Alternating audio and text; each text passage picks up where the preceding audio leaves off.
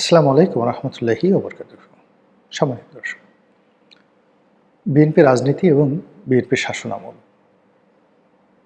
এই দুটোর মধ্যে যদি আপনি তুলনা করেন, তাহলে সেই শুরু থেকে বিএনপি যেই সময়টাতে রাজনীতি শুরু করেছে বাংলাদেশে, তখন থেকে আজ অবধি বিএনপির জন্য সবচেয়ে টাফ টাইম, সেই টাইমটা ছিল ২০০১ থেকে ২০০৬ সনে। ওই সময়টিতে বিএনপির মধ্যে দুটো রাজনৈতিক শক্তি সেখানে খুব প্রবল আকার ধারণ করে। হাওয়া ভবন কেন্দ্রিক তারেক রহমান সাহেবের নেতৃত্বে তরুণ তুর্কি, যাদের একটা বিরাট অংশ সরকারে ছিলেন, তারা মূলত জনাব তারেক রহমান সাহেবের কথায় চলতেন। অন্যদিকে বেগম জিয়ার নেতৃত্বে দলের প্রবীণ যারা আছেন, সাইফুর রহমান সাহেব থেকে শুরু করে অন্যান্য যারা আছেন, তারা এই তরুণদের সঙ্গে প্রায় পেরে উঠতেন না। এটি নিয়ে সরকারের মধ্যে অস্থিরতা ছিল, প্রশাসনে বিরক্তি ছিল এবং বাইরে প্রচুর বদনাম ছিল। আর সে সকল বদনামের হাত ধরেই আমাদের যে সকল রাজনীতির যে অপসংস্কৃতি বাংলাদেশে সিলসাপ্পর মেরে গেছে বা মারা হয়ে গেছে, যেগুলোকে কেউ মুছতে পারবে না। তো যেমন শেখ কামালের ব্যাংক ডাকাতি, যেমন বাসন্তীর জাল পড়া ছবি, ৭৪-এর দুর্ভিক্ষ, বাকশাল, এগুলো যেভাবে আওয়ামী লীগকে ভাবায়, কাদায়, জামাতকে যেভাবে কাদায়, ৭১-এর দুর্বিষহ স্মৃতি, খুন, ধর্ষণ, রাহাজানির দায় দায়িত্ব, রাজাকার আলবদর আর শামসের কুকর্ম, পাকিস্তানি হানাদার বাহিনীর যে অপারেশন সার্চলাইট থেকে শুরু করে তাদের যে নির্মমতা, পাশবিকতা, এর দায় দায়িত্ব জামাতের উপর যেভাবে বর্তেছে, যে যুদ্ধাপরাধের দায়, যে ঘৃণা এবং নিন্দা তাদেরকে বহন করতে হচ্ছে, এটা কিয়ামত পর্যন্ত শেষ হবে না। জাতীয় পার্টির একই অবস্থা। যদি বলা হয় বিশ্ববিহায়াকে, যদি বলা হয় স্বৈরাচারকে, এক নামে সবাই বলবে এরশাদ। জিয়াউর রহমান সাহেব সামরিক শাসক ছিলেন, কিন্তু সামরিক শাসক বলতে, স্বৈরশাসক বলতে এরশাদের একটা পোর্ট্রেট তৈরি হয়ে গেছে। ব্যক্তিগতভাবে যারা মেলামেশা করেছেন বিভিন্ন রাষ্ট্রনায়কদের সঙ্গে, তারা সবাই জানেন যে আমাদের দেশে যে কজন সরকার প্রধান রয়েছেন এবং যে কজন রাষ্ট্রপ্রধান রয়েছেন, যদি বলেন এফিসিয়েন্সি, নম্রতা, ভদ্রতা, কার্টিসি, সব মিলিয়ে জনাব হোসেন মোহাম্মদ এরশাদ ছিলেন অনন্য। অনেকটা কোমল হৃদয়ের মানুষ ছিলেন, সিদ্ধান্ত পরিবর্তন করতেন, সকাল বিকাল সিদ্ধান্ত পরিবর্তন করতেন, এটা ঠিক আছে। কিন্তু কারোর সঙ্গে নিষ্ঠুরতা প্রদর্শন, এই জিনিসগুলো, অভদ্রতা, তারপরে রাগ হয়ে যাওয়া, প্রকাশ্যে মানুষকে অপমান করা, খোঁটা দেওয়া, তারপরে মুনাফেকি, মনে এক কথা বলা, উপরে এক কথা বলা, এই জিনিসগুলো তিনি সাধারণত করতেন না।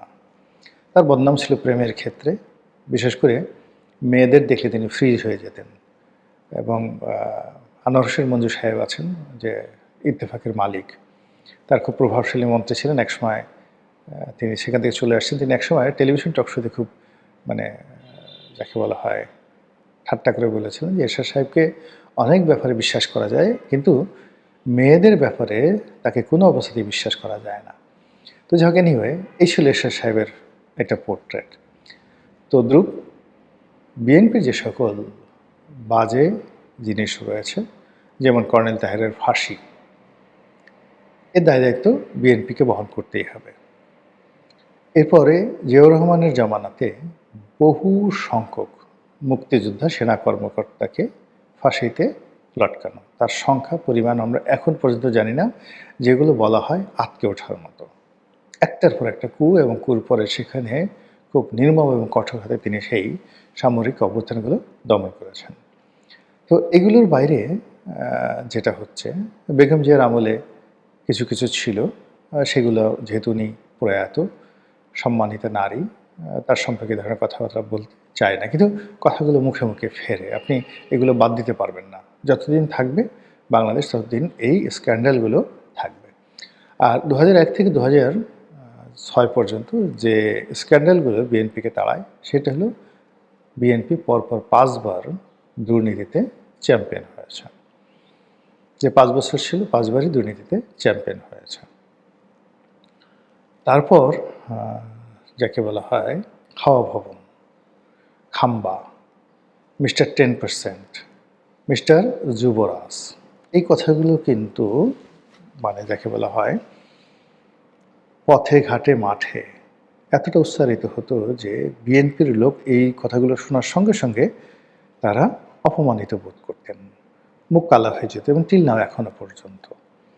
এই জন্য গত ১৭ বছর ধরে বিএনপি তাদের দুর্ভোগ দুর্দশার মধ্যেও কিন্তু তাদেরকে এই গালিগুলো শুনতে হয়েছে, এবং তাদের ভিতরে ন্যূনতম যাদের সৌজন্যবোধ রয়েছে, কর্তব্যবোধ রয়েছে, তারা সিদ্ধান্ত নিয়েছে যে আগামীতে যদি আমরা ক্ষমতায় আসি, ভুলেও এই কাজগুলো করাতে দূরের করতে ধারে কাছেও কিন্তু যাওয়া যাবে না।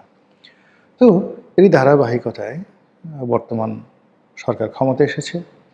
সেটা যেভাবেই হোক না কেন তারা ক্ষমতায় এসেছে এবং ক্ষমতা তারা চালাচ্ছে।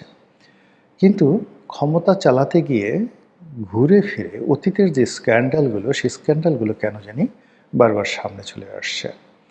যেমন ৫ বার দুর্নীতিতে তারা চ্যাম্পিয়ন হয়েছে। এখন এটাকে তারা যত বেশি ঘাটাঘাটি করার চেষ্টা করছে, যত বেশি পরিসংখ্যান তথ্যপত্র দেওয়ার চেষ্টা করেছে, অতীতে দিয়েছে, কিন্তু এগুলো কেউ বিশ্বাস করেনি। কেউ বিশ্বাস করেনি। সবাই বিশ্বাস করেছে যে না, বিএনপি দুর্নীতি করেছে। এখন এটা নিয়ে চুপ থাকাটাই হলো বুদ্ধিমানের কাজ। তো বিএনপি যে কথাটা বলার চেষ্টা করেছে যে বিএনপি যে প্রথম ২০০১ সনে দুর্নীতিতে চ্যাম্পিয়ন হলো, এটা তো ২০০০ সনের ডাটা। তো ২০০০ সনে তো তারা ক্ষমতায় ছিল না। ২০০০ সনে ক্ষমতায় ছিল আওয়ামী লীগ। তো আওয়ামী লীগ ৫ বছর দুর্নীতি করতে করতে করতে করতে বাংলাদেশের যে সূচকটি, এটা এমন একটা পর্যায়ে সে তুলে দিয়েছিল, যার কারণে ওটাকে নামাতে নামাতে মানে বিএনপির মানে যান বের হয়ে যাচ্ছিল। বিএনপি চেষ্টা করে পারেনি। এই হলো তাদের বক্তব্য, যে তাদের শুরুটা হয়ে গেছে। একবার নাম্বারের ক্লাসটা ফার্স্ট বয় হলে তাকে সেকেন্ড বয় বানানো খুব একটা টাফ ব্যাপার। তো একবার যেহেতু ২০০১ সনে তারা দুর্নীতিতে চ্যাম্পিয়ন হয়ে গেল, ২ সনে আসলে রাতারাতি সেকেন্ড, থার্ড, ফোর্থ আনা সম্ভব ছিল না। এই জন্য ৫ বার দুর্নীতিতে চ্যাম্পিয়ন, এটা হলো বিএনপির যুক্তি। আর আওয়ামী লীগের কথা হলো যে মানুষকে এত বোকা ভাবো কেন? মানে তোমরা যে কাজগুলো করছো সেই কাজগুলোর পরিণতি তোমরা পেয়েছো, এবং ১ বছর ২০০০ সনের ডাটা দিয়ে সেই ট্রান্সপারেন্সি ইন্টারন্যাশনাল সেটা করেনি। তারা হালনাগাদ ডাটা দিয়েই, সমস্ত তথ্যপত্র দিয়েই তারা সেই প্রতিবেদন করেছিল।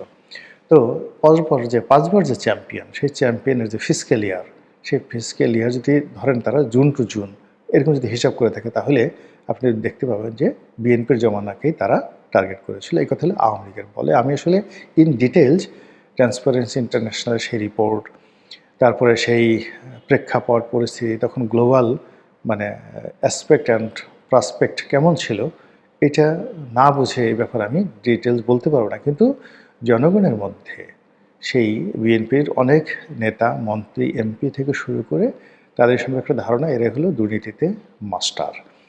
এবং কতগুলো ছবি, কতগুলো নাম, কতগুলো পদ পদবি দেখলেই এখনও মানুষ মনে করে ওঠে বা আঁতকে ওঠে যে এরাই হলো দুর্নীতির চ্যাম্পিয়ন। তো যে বিষয়গুলো মানুষ স্মরণ করতে চাচ্ছিল না, প্রায় ভুলে গেছিল, সেই বিষয়গুলো আবার এই জমানাতে নতুন করে সামনে চলে আসছে। এবং তার প্রথম মহড়াটি হলো মহামান্য রাষ্ট্রপতির ভাষণের মাধ্যমে। রাষ্ট্রপতিকে দিয়ে বিএনপি ভাষণ দিয়েছে। এখানে রাষ্ট্রপতি যে ভাষণ দিয়েছেন তার আসলে নিজের তৈরি একটা বক্তব্য নেই। তার সম্মান, তার মর্যাদা, তার সব কিছুই নির্ভর করে বিএনপির উপর। বিএনপি ইচ্ছা করলে তাকে ডক্টর মোহাম্মদ ইউনূসের মতো অপমানিত, লাঞ্ছিত করতে পারত।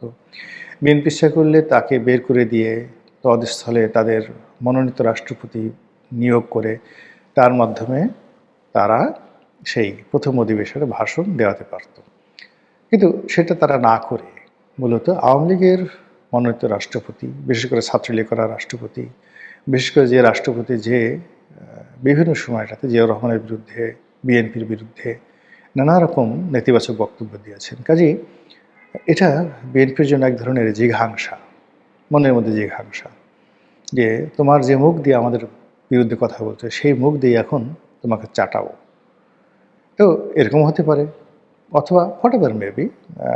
একটা সরকারের তো বহু মানুষ থাকে, তাদের বহু কর্ম, আপনি এককভাবে কাউকে দায়ী করতে পারবেন না। এর সঙ্গে ৬০-৬৫ জন মন্ত্রী, মানে উপদেষ্টা জড়িত, বহু আমলা কামলা জড়িত। কে করিয়েছে এটা আমরা জানি না, কিন্তু কাজটা ভালো হয়নি।